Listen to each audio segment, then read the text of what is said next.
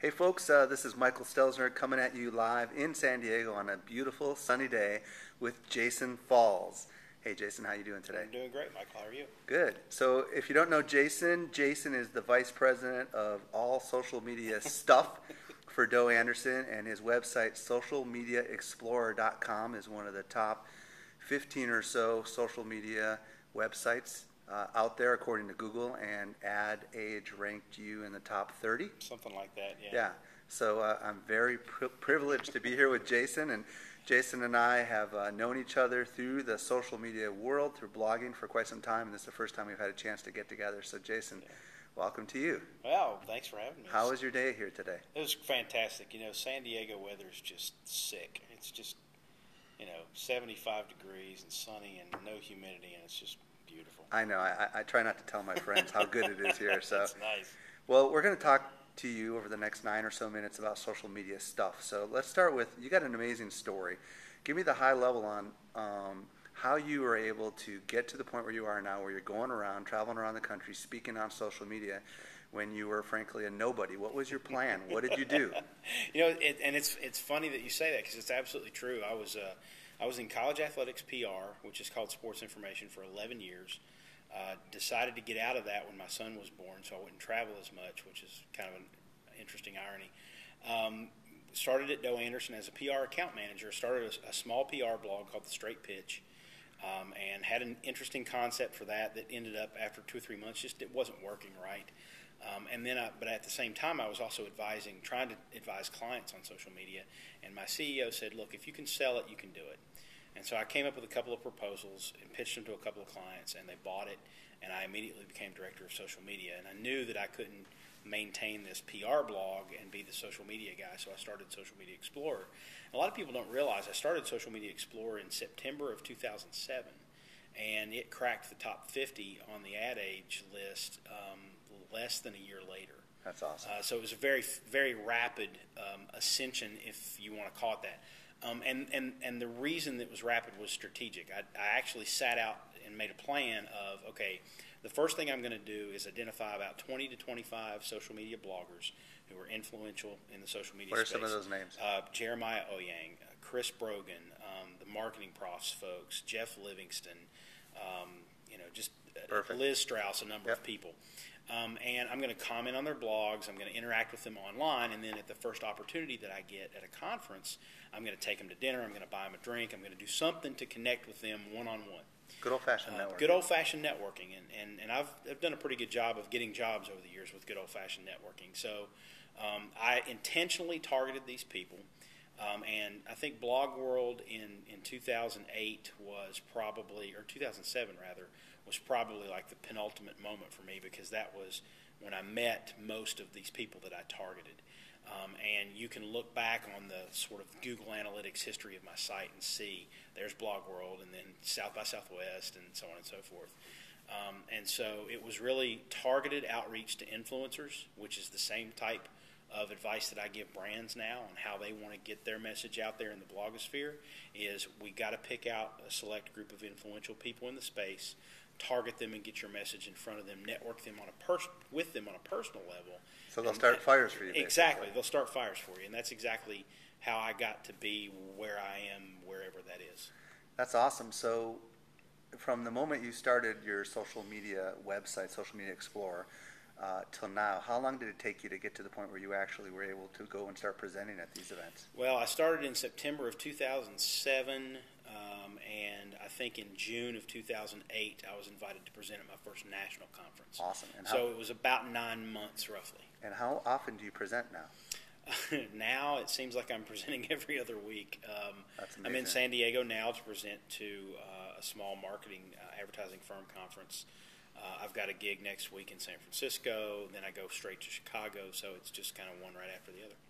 That's really awesome. Now, a lot of the reason you're doing this is to help PR people understand the value of social media. What are some tips that you would give to your PR folks out here? Yeah, I'm glad you asked me about PR folks. I'm a PR guy by trade. That's kind of my background, and I'm passionate about social media because while I was a PR person for a long time, I was also a blogger. I had a personal blog.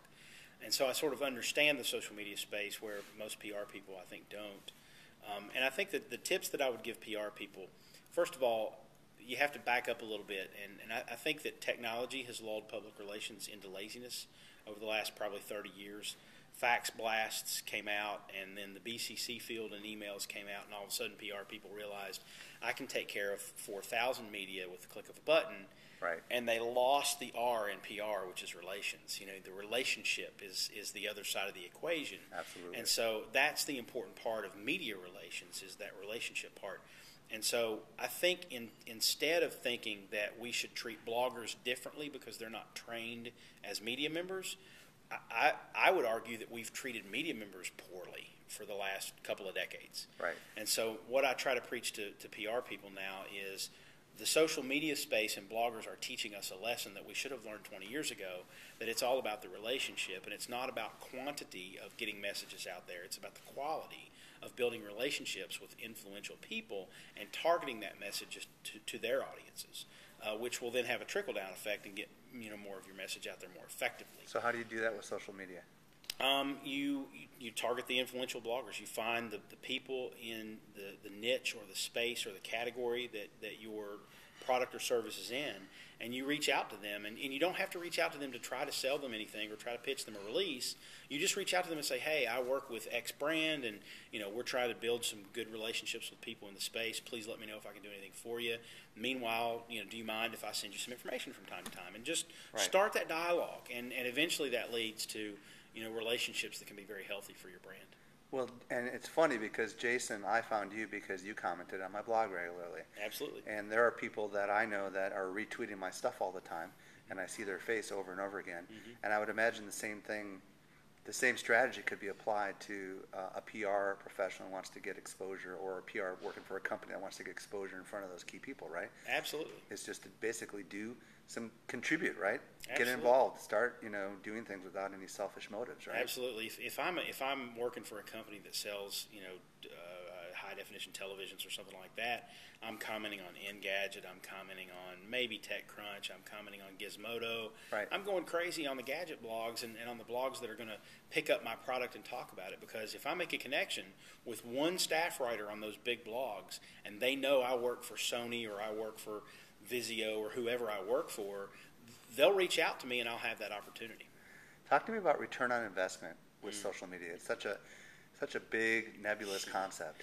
It is, and I'll be the first person to admit that the thinkers in the social media space, those who have been around a long time and those who are new to the scene and those of us like me in the middle, we owe brand managers and CEOs and brands who are spending money in social media a hell of a lot better explanation for the ROI of social media than we're currently giving them.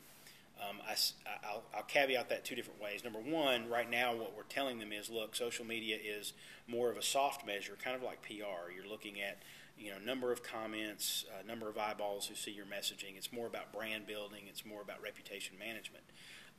But I think we owe them better than that, because if they're going to spend $50,000, $100,000, $250,000 on a social media campaign, we better damn well be able to draw the line between what you're spending and what you're getting out of it. Now, the problem is there's really no tie that directly links social media to point of sale.